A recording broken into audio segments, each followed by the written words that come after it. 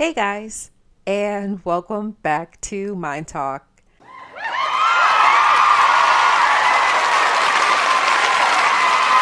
Girl, stop playing with us right now. Today we will be going over a small passage from a book called Celebrate Yourself by Dorothy Briggs and how it made me reflect on our obsession when it comes to spiritual cycles, ascension, reaching our ultimate self, the need for patience, as well as understanding the beauty in and of our own timing. I will begin by reading the passage from the book, and then we'll go ahead and dive into my thoughts on it. Normally, I do not like long intros, so that is it. That is my intro. Thank God. And we can go ahead and get started.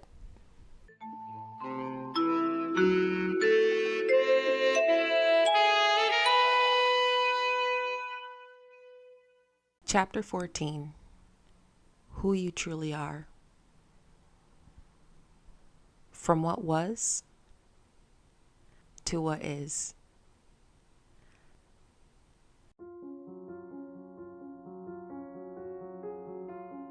There is a remarkably unattractive insect whose gills force it to live in water for 1 to 5 years. 12 or more times it sheds its skin. Each time it remains waterbound.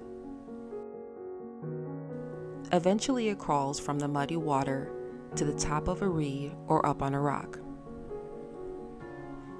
At last, after the final shedding, what is to be has come forth. Emerging with a long, slender body and gauze-like, iridescent wings, it is the beautiful dragonfly. A whole new lifestyle is now possible. It breathes air, feels the sun's warmth, and it flies. This graceful flyer comes from the ugliest of bugs. Repeatedly, it shuffles off the outer that is no longer appropriate. It then needs to pull itself out of the mud and water to new life. Unless it does, it cannot use the power within. Had it tried to cling to the old limitations, if it refused growth and change, if it had waited for someone else to free it, it would never have emerged to fulfill the promise of its birth. Unless we remove ourselves from inappropriate past programmings that keep us mudbound and waterlogged, unless we lay claim to the creative life force within, we cannot fly free.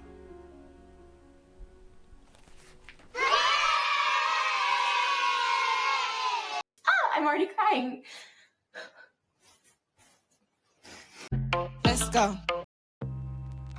When we talk about spirituality or the spiritual journey, we always think about the ultimate goal, the ultimate self, sitting at the top of the mountain or sitting above it all, looking down on what once was, getting a moment of relief, a sense of euphoria, coming to the thought of no longer having to deal with the hurt, the pain, the frustration, and the misery we have endured within our lives, finally making it to the top of the mountain and never looking back.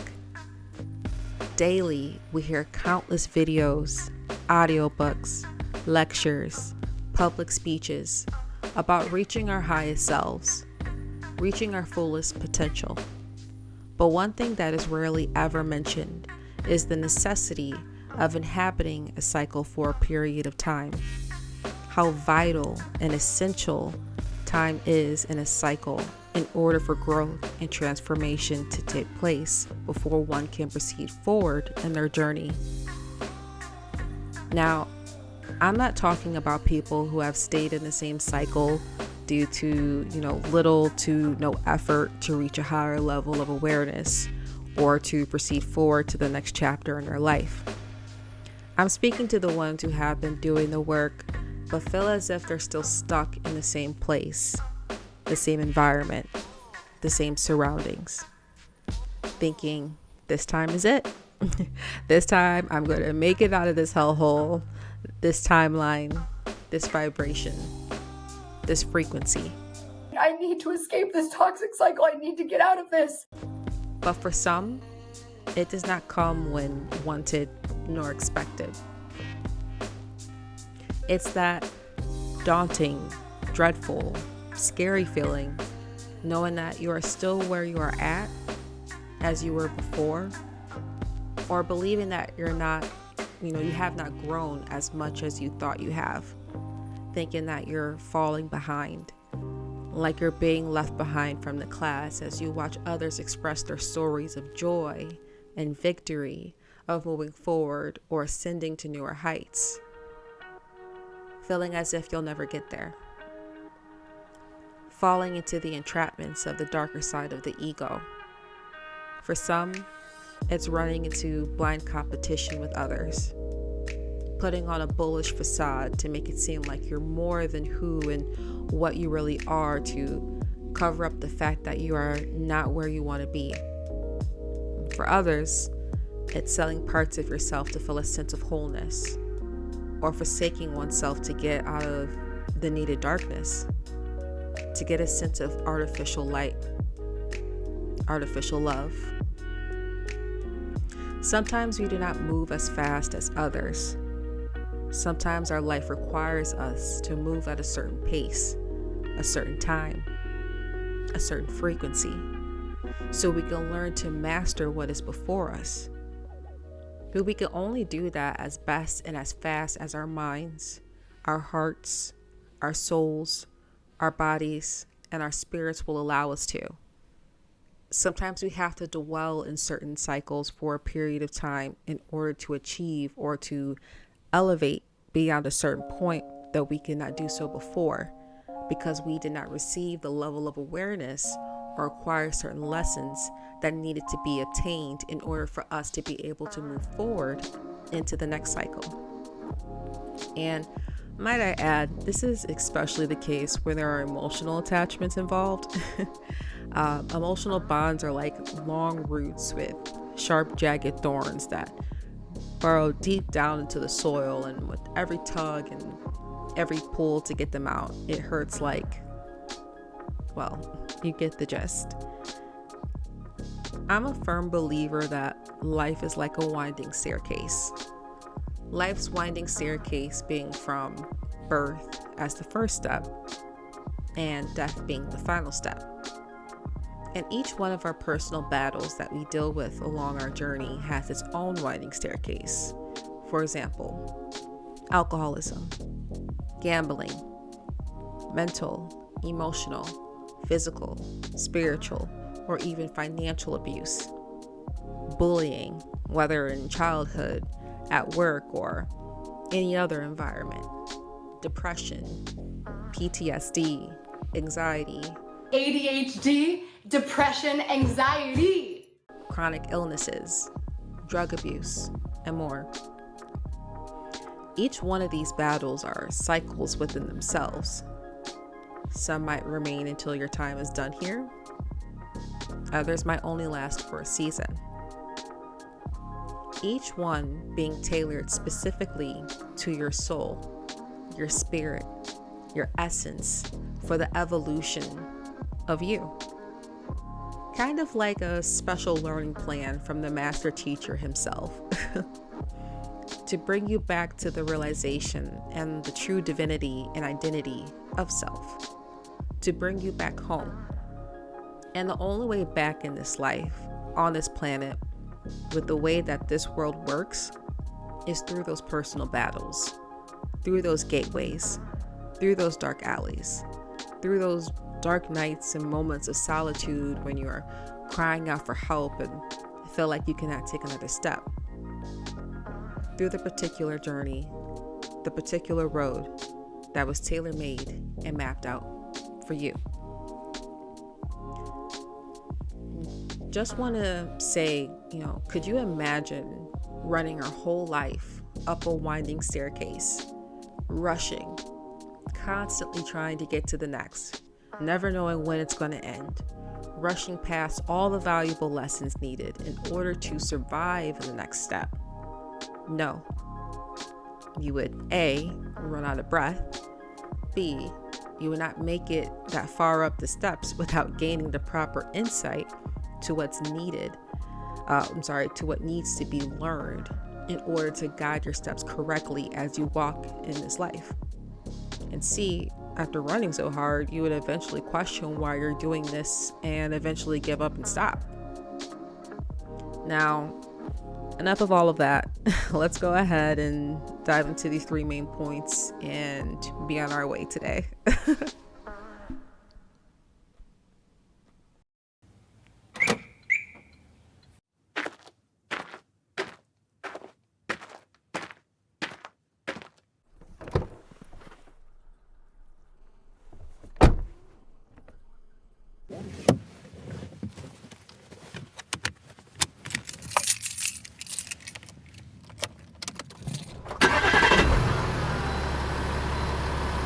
Local radio, local music. You're listening to 103.7 The Hawk. It's currently 62 degrees, partly cloudy, and up next.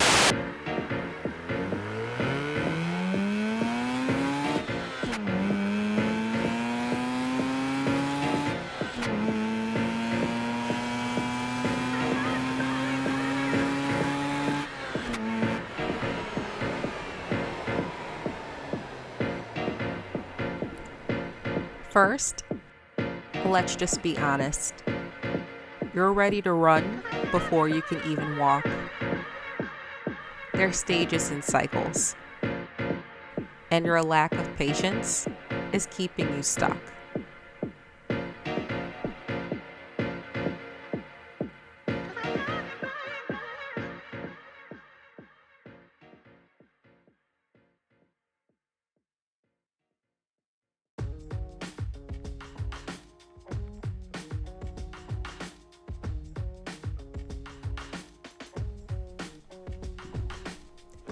In the text, it states, there is a remarkably unattractive insect whose gills force it to live in water for 1 to 5 years.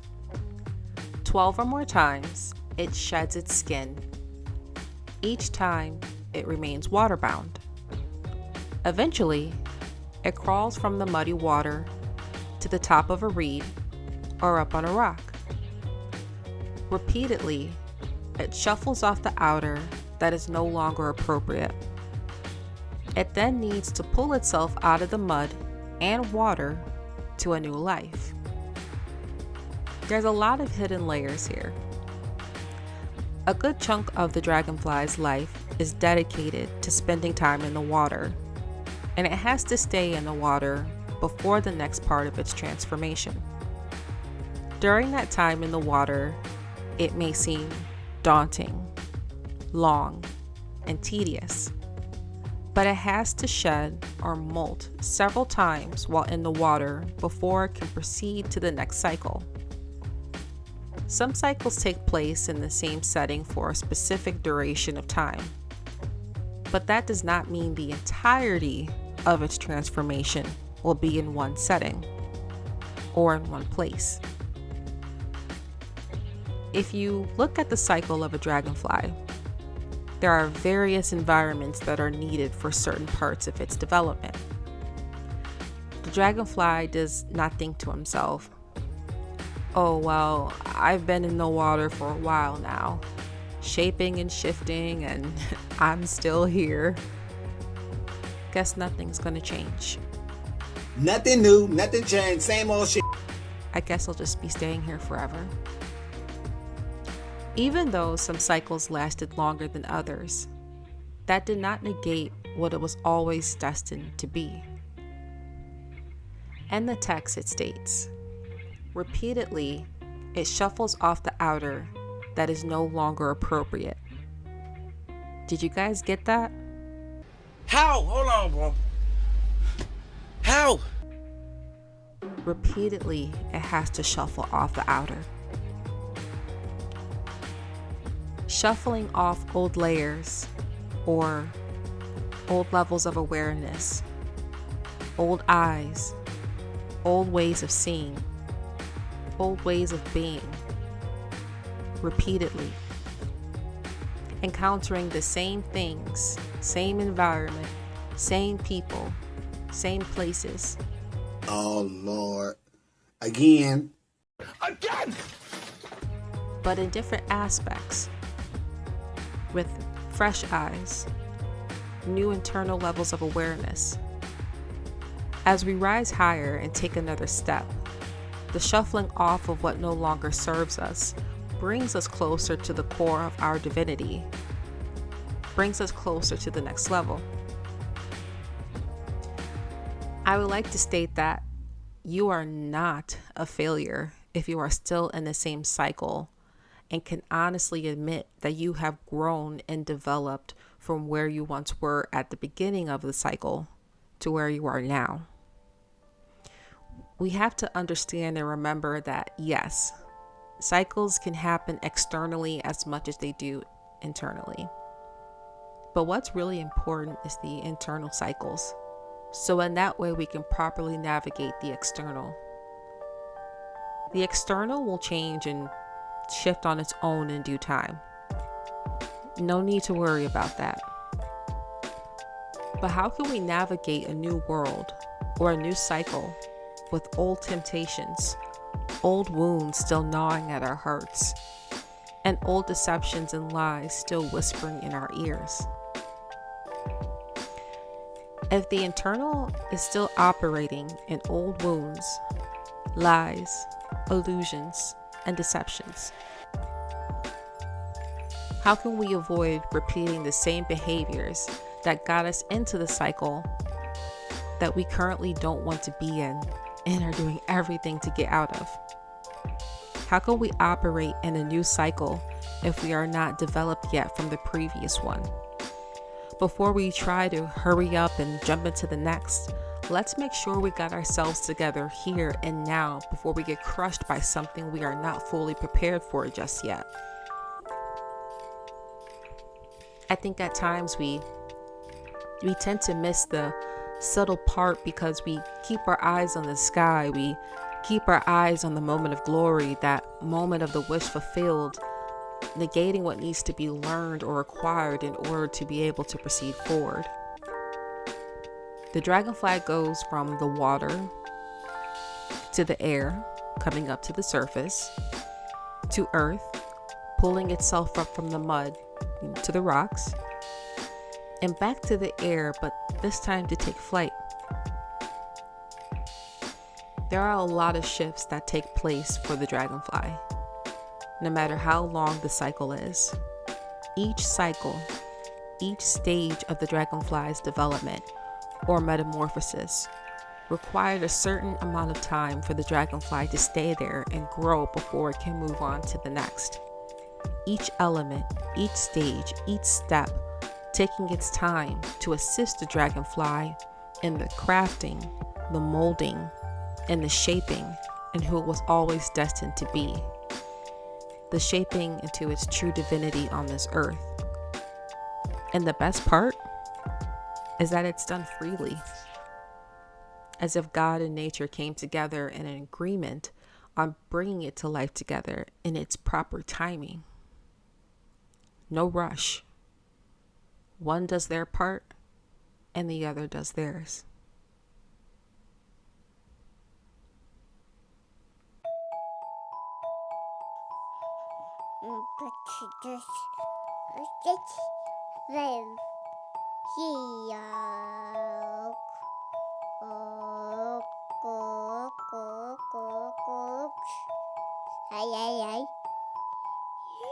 What?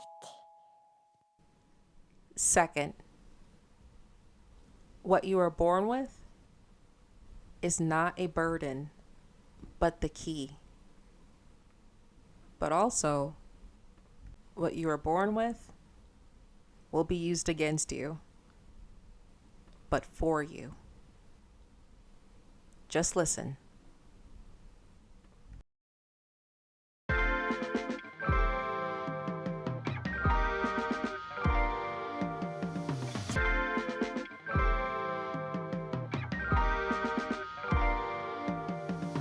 In the text, Miss Briggs stated, "There is a remarkably unattractive insect whose gills force it to live in water for 1 to 5 years."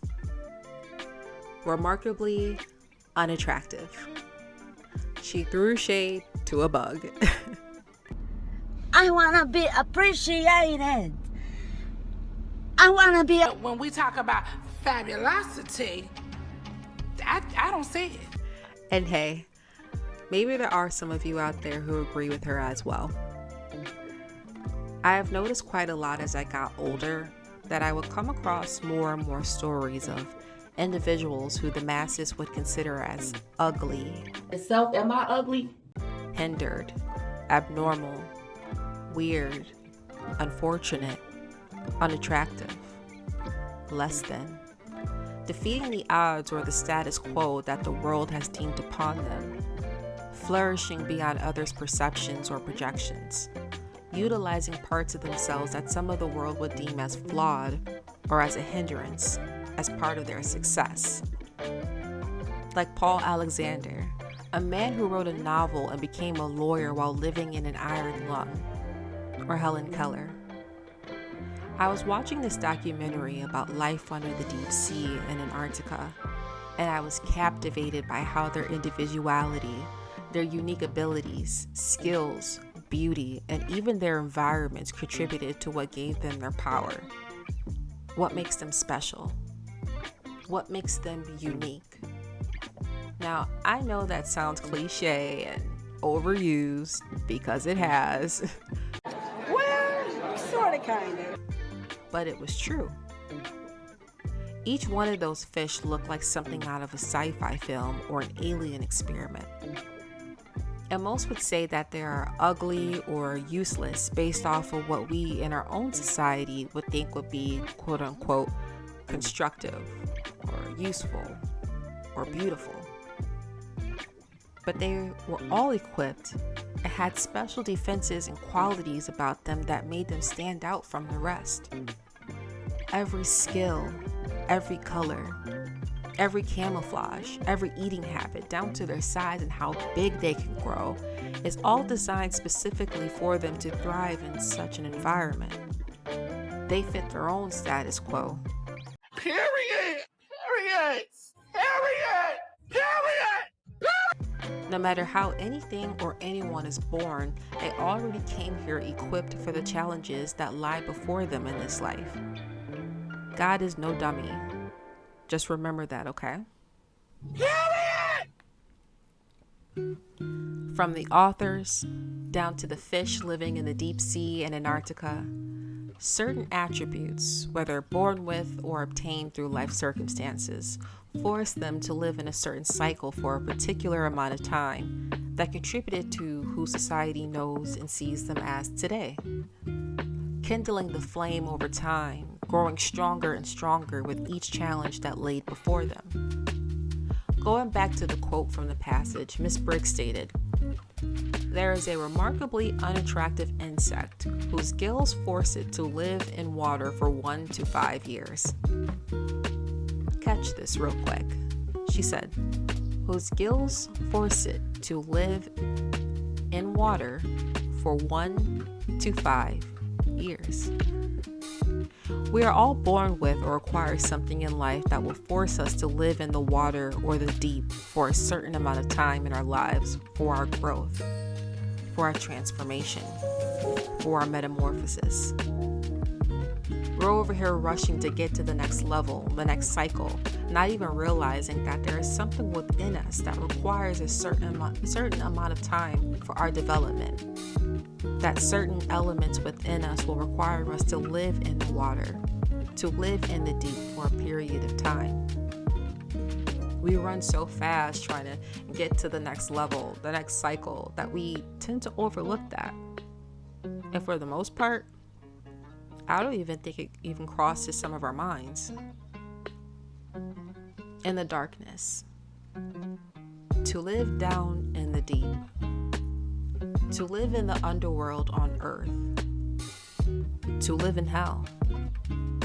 I know that sucks, But without the realization or even a glimpse of understanding how essential that time is for our own personal development, we will take it for granted. As we question our time in the deep and live in the land of loneliness and despair, we start to equate the darkness or our time in the water, like the dragonfly, to inadequacy, depression, or even desperation.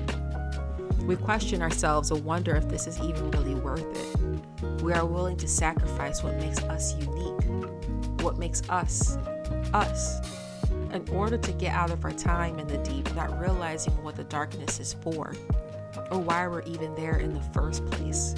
We lose ourselves. We would sell our own essence, our own soul, disown our own spirit, just to get out of our time in the darkness, to rush to the next cycle, or to fit in and assimilate to what others think is best for us, or what we think the world will be pleased with. Sometimes, we willingly participate in the act of forsaking ourselves in order to assimilate to the world around us for validation or approval, thinking that it will ease our pain in the deep, like hits of dopamine with a little bit of escapism to take our minds away from living in the darkness. But I'm not mad at you. You can't be. I think a lot of us have been there before. At times, we unconsciously sell our own light for our way out, not realizing that that is what's going to pull us through. That is what's going to help us navigate through the darkness. That is what's going to help us remember our whys, why we're doing this in the first place when we started our spiritual journeys. Sometimes the deep can be so painful, so dark, so lonely. Going down into the deep is unavoidable in life. It's that descend to ascend lifestyle down here on earth. And you can't avoid it, but you sure can't aimlessly wander around in it until your time is up here. But we have to understand, or for some, remember, why we have to go down into the deep in the first place. The qualities, traits, and attributes that we are born with or even accumulate over time in our life will require or force us to go down in the deep for a period of time. And we unfortunately have to stay there until we are fully developed enough to go to the next cycle or the next stage in life. But please know, we do not go down into the deep just to sit there and reel in our own misery. The deep, the darkness, is where our souls go to gain new awareness, new insights, new perspectives, to rediscover and dust off what was pushed down and buried deep within, to reclaim, to restore. Sometimes we even get to destroy. It's where we go to flourish, to be made anew. But it's also where old or outdated parts of us get to go to be later us. It's a shedding that takes place while down in the deep, down in the water. And that shedding, that is important. It's a part of what makes us, us. It's a part of our change. It is the beauty, the glory of our transformation.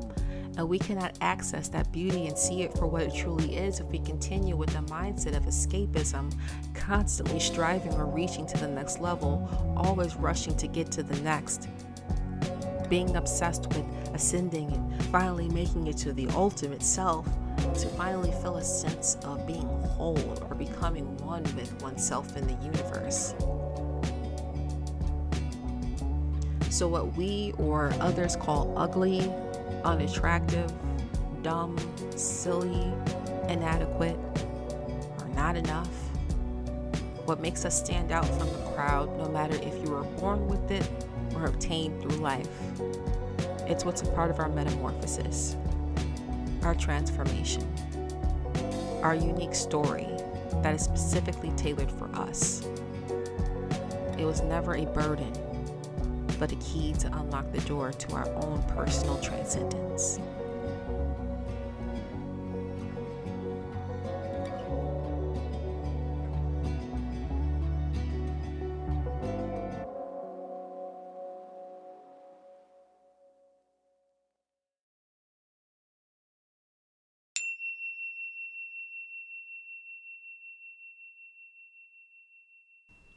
Now, warning, this part right here will not apply to everyone.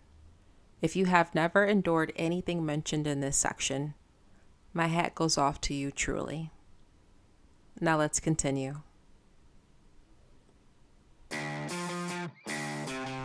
Third, we trap ourselves. We're the problem. We are the toxic side of spirituality. We wrestle not with flesh and blood, but principalities and powers.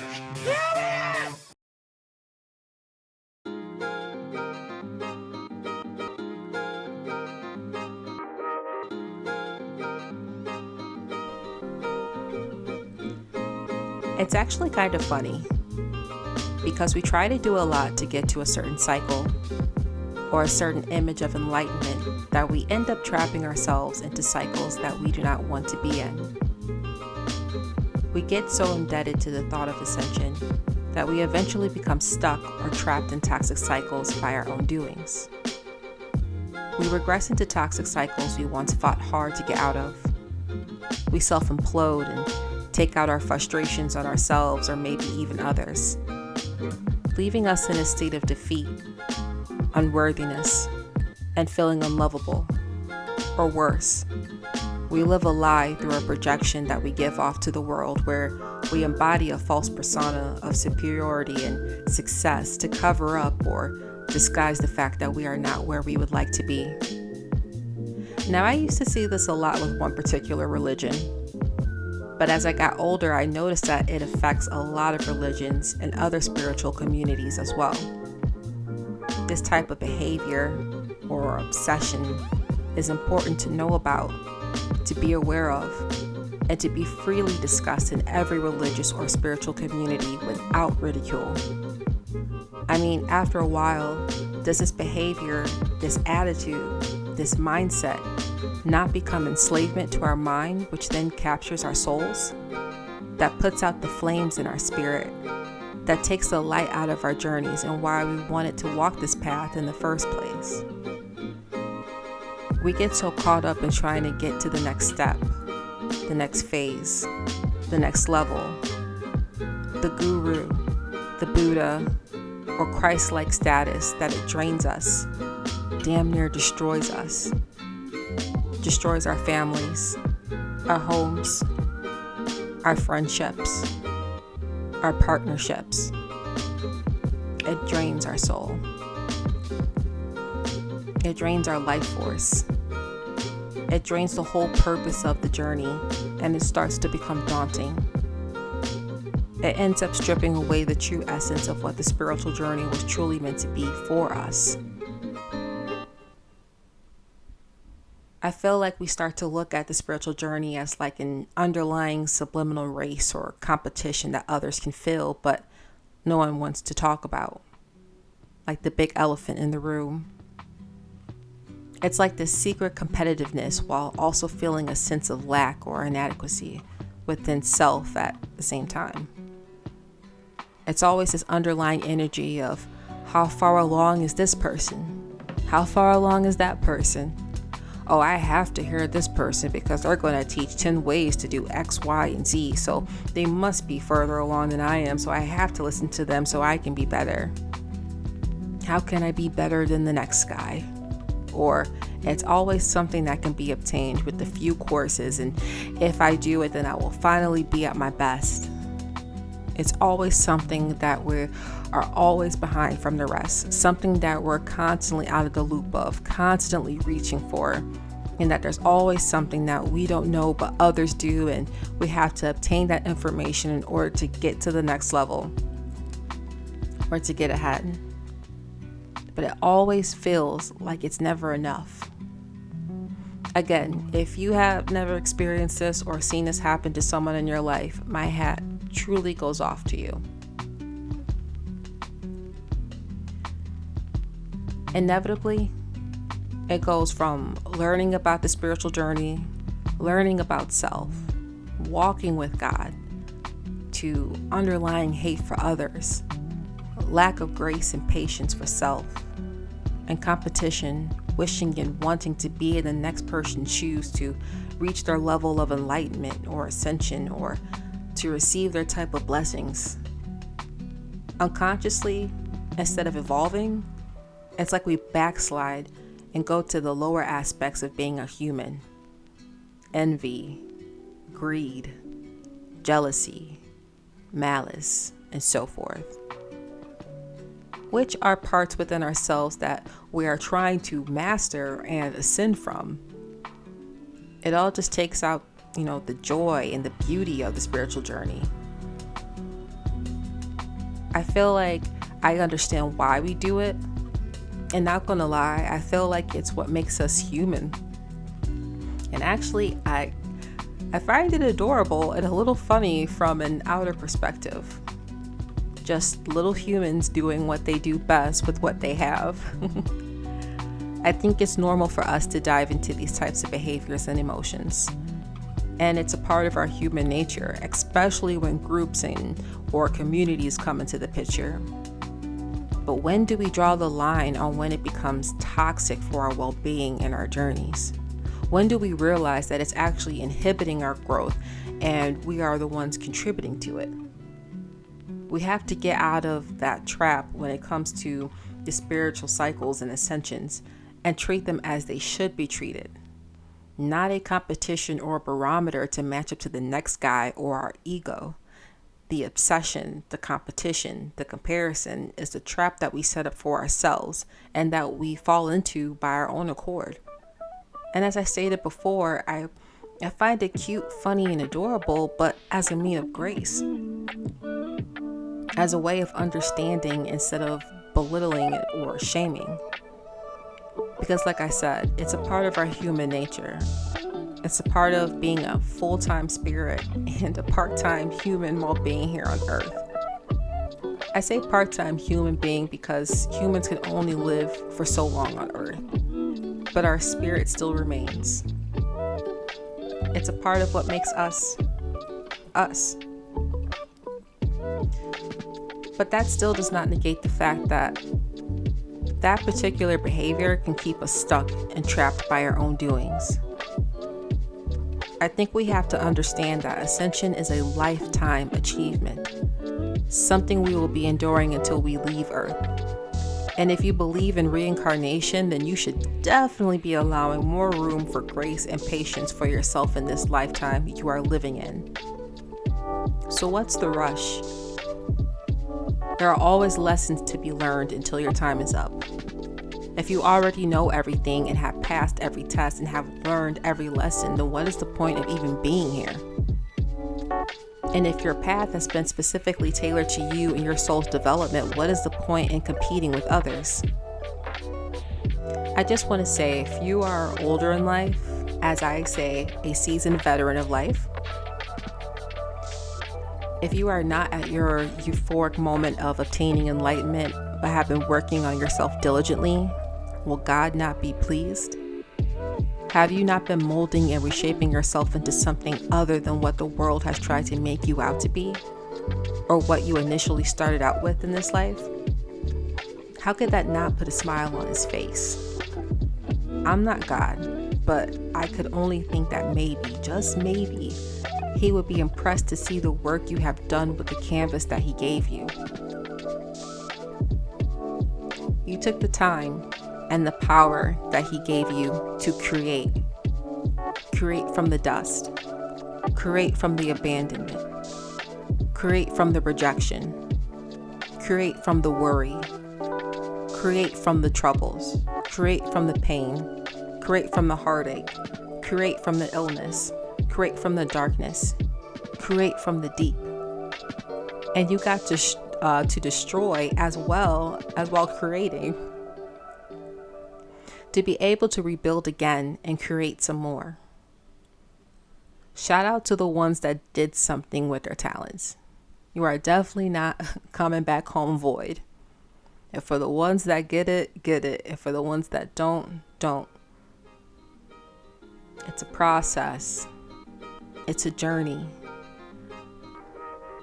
It requires patience and time and room for understanding. You can't constantly be trying to rush the master to get to the point of the lesson, or compare yourself to others. Don't get trapped in a cycle by your own will, your own arrogance, or your lack of love of self. Understand what it's trying to teach you and allow time to be your friend. It will keep going on with or without you either way. And remember, when the dragonfly has completed its metamorphosis in the water and the deep, there is a whole journey after that takes place. There is a journey that awaits him after he takes flight for the first time. So please remember, you will not be in a cycle forever. Allow it to do its thing. What you are born with or obtain in life is the key, but it will be used against you, for you. Allow the deep to be your teacher. Use the deep to your advantage for your growth. Death to comparison and competition on your spiritual journeys. Your journey has been tailor-made for you. And give yourself 1 cup of grace and 2 cups of patience every morning to start your day. Your heart and mind will thank you. But I'm not a doctor, so talk with a professional first for their approval. But I love you guys.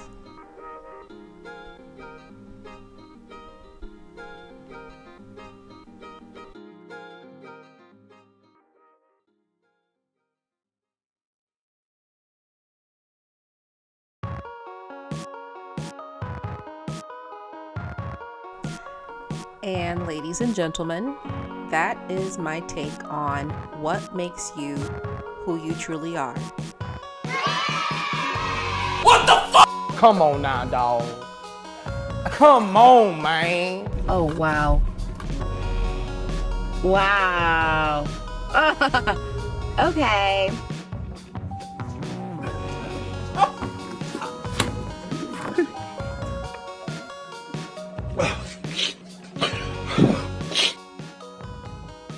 Guys, please remember, these are just my opinions, not facts, and nothing set in stone. We all have our own experiences and our own insights. Please make sure to go outside today. Get off Twitter and go outside. And touch some grass after this video. I am actually really serious though. Come on, let's go outside. Go outside for what?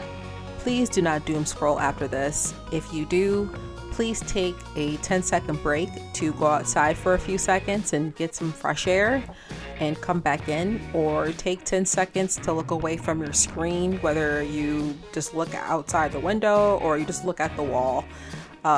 Just don't allow this thing to ruin your mind and who you truly are and influence you into madness, okay? No longer recognizing who you are, or who you once were before it, okay, guys? But take care, and as always, I love you guys, and I will see you on the next video or something, but definitely take time to take a break from this thing, okay? Alrighty guys, take care.